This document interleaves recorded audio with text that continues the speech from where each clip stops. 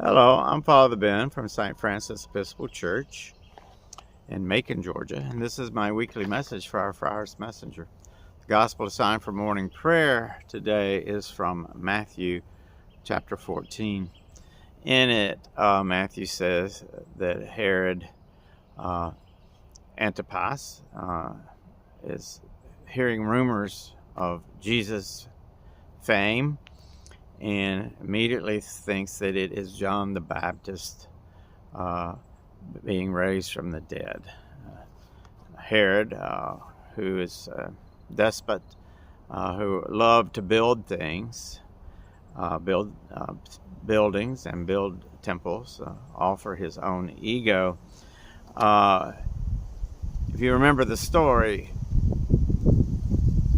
Herod killed John the Baptist, or let him be killed, or had him killed, I should say, for a gift for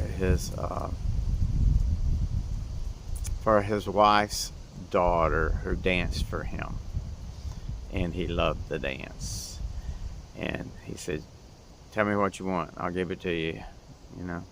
So she goes to her mom, Herodias, who does not like John, because John is calling them both out on their marriage. Herodias was Herod's brother's wife. So in that,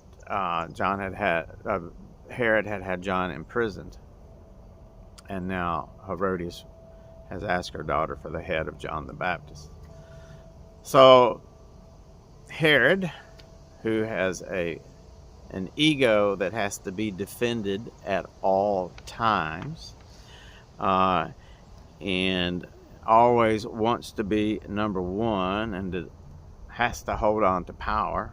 And that's probably one reason that these rumors of Jesus' fame is starting to stir up things in him, about, as do most despots, about what could attack their power and bring them down. And Herod has also surrounded himself with those who are guided by fear and scarcity, always worried about their power structure. And so in this, Herod allowed himself to be manipulated by the daughter, Herodias' daughter.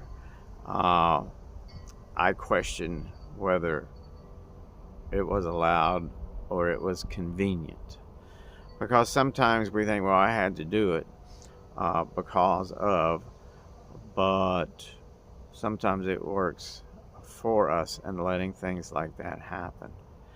And again, this is a story of a rule of a class of people who are in it only for themselves, and when they hear of on the distant horizon of someone else's fame that is entirely different, that works entirely different from their own structures, they feel the tremble.